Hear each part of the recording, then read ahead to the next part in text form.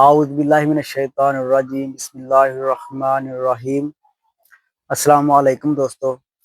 امید کرتا ہوں کہ آپ سب خیریت سے ہوں گے۔ سب سے پہلے گزارش ہے کہ اس چینل کو سبسکرائب کریں، لائک شیئر کمنٹ کریں، اچھے اچھے کمنٹ کریں، اور آپ ہمیں بتائیں کہ ہم کل کا موضوع کیا رکھیں، اور یہ آپ ہمیں بتائیں تاکہ ہم آپ تک اور زیادہ مفید معلومات پہنچا سکیں۔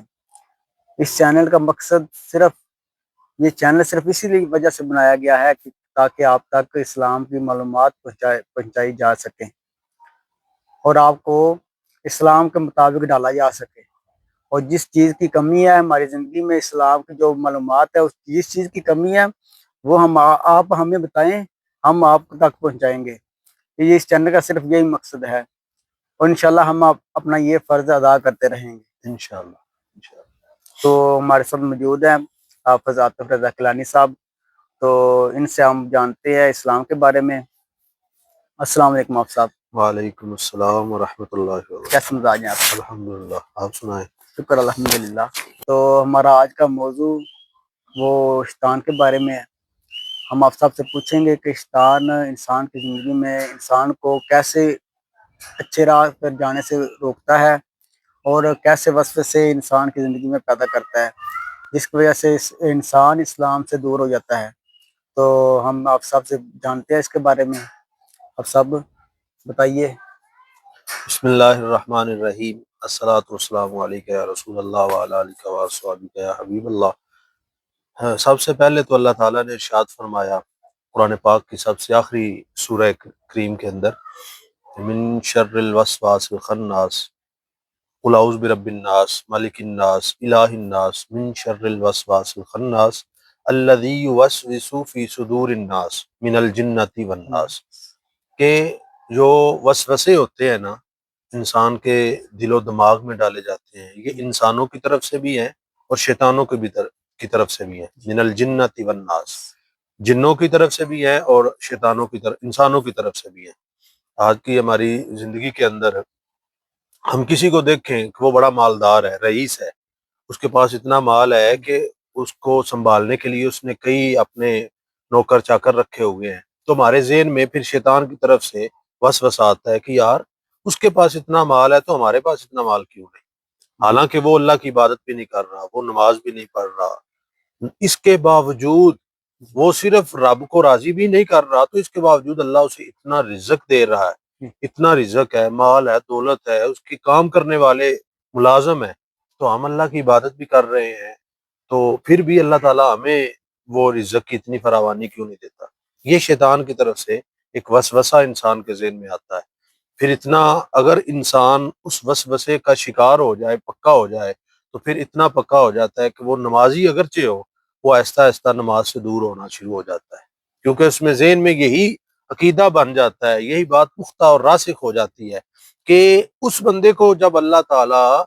عبادات کے باوجود عطا کر رہا ہے تو میں کیوں عبادت کرتا ہوں، مجھے بھی اللہ تعالیٰ عبادت کے باوجود ہی رزق دے گا۔ تو جب بھی یہ کوئی وسوسہ آئے تو فوری اعوذ باللہ من الشیطان الرجیم یا زیادہ سے زیادہ اللہ تعالیٰ کا ذکر کرنا چاہیے۔ نبی کریم صلی اللہ علیہ وسلم سے پوچھا گیا،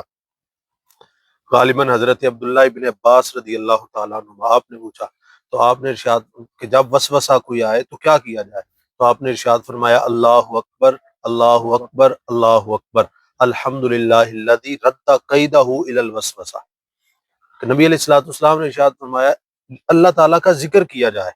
اور جس طرف سے وسوسہ آیا ہے اس وسوسے کو لوٹانے کی کوشش کی جائے، اپنے ذہن پر، دماغ پر اسے ہمیشہ ہمیشہ کے لیے رکھنے کے لیے نہیں، بلکہ جیسی وسوسہ آیا فوری اللہ تعالیٰ کا زیادہ سے زیادہ ذکر کیا جائے، کثرت سے درود و سلام پڑھا جائے تو وہ وسوسے کو دور کیا جائے۔ اور ویسے بھی جناب سیدنا علی المرتضیٰ شیر خدا رضی اللہ تعالیٰ عنہ، آپ کا ایک وہ شعر مجھے یاد آتا ہے، آپ فرماتے ہیں کہ ردینا قسمت الجبار فینا لنا علم وللجہال مال، آپ فرماتے ہیں کہ ہم اللہ تعالیٰ کی تقسیم پر راضی ہیں، ردینا قسمت الجبار فینا لنا علم وللجہال مال، کہ ہمارے پاس اگرچہ زیادہ مال و دولت نہیں ہے، تھوڑا مال و دولت ہے، لیکن ہم اللہ تعالیٰ کی اس تقسیم پر راضی ہیں کہ ہمارے پاس ظاہری طور پر مال و دولت نہیں لیکن علم تو ہمارے پاس ہے نا، تو اس وجہ سے اس وسوسے کا شکار کبھی بھی نہیں ہونا چاہیے کہ فلانے کے پاس بڑا مال ہے ہمارے پاس مال نہیں۔ جو اللہ تعالیٰ نے جسے دیا ہے، جتنا دیا ہے، یہ اللہ تعالیٰ کی عطا ہے۔ کسی کو اللہ تعالیٰ نے تھوڑا دیا ہے، کسی کو زیادہ دیا ہے، تو جتنا اللہ تعالیٰ نے دیا ہے اس پر ہمیشہ ہمیشہ شکر کرنا چاہیے۔ جی آپ صاحب، اسی وجہ سے حسد میں لوگ پڑ جاتے ہیں جی کہ اللہ نے اس کو زیادہ دیا ہوا ہے، اور اس وجہ سے قتل و غارت ہم دیکھ رہے ہیں آج کے جی زمانے میں ہو رہے ہیں۔ اس وجہ سے ایک بھائی دوسرے بھائی کو مار جی دیتا ہے، اس کے پاس بالکل۔ زیادہ مال و دولت ہے۔ تو یہ تو حسد جو ہے، جی نبی کریم صلی اللہ علیہ وسلم کی حدیث پاک ہے، آپ فرماتے ہیں الحسد یاکل الحسنات کما تاکل النار الحطب۔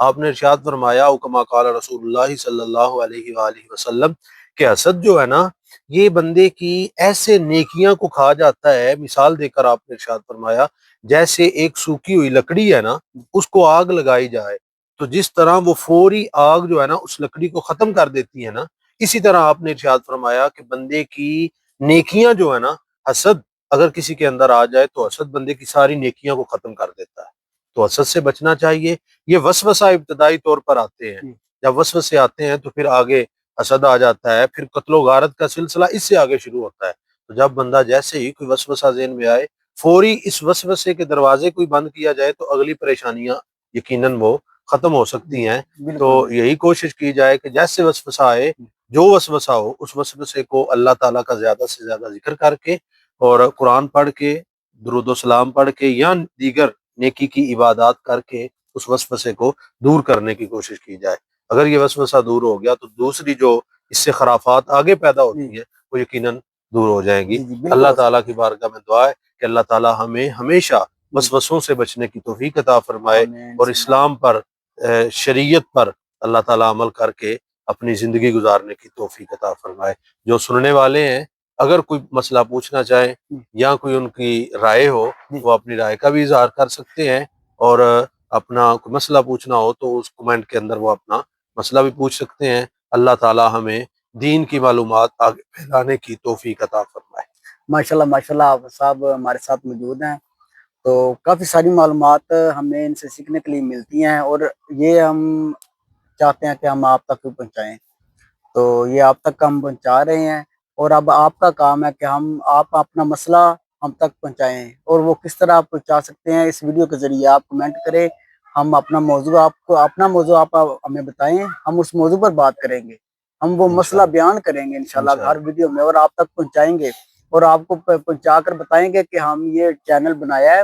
اور اس کا فائدہ ہو رہا ہے انشاءاللہ۔ ہمارے چینل کو سبسکرائب کریں، اور ہر آنے والی ویڈیو آپ تک پہنچے گی انشاءاللہ، اور آپ اسلام سے مفید ہوتے رہیں گے، اور ملتے ہیں انشاءاللہ نیکسٹ ویڈیو میں۔ اللہ حافظ، اپنا بہت بہت خیال رکھیے گا۔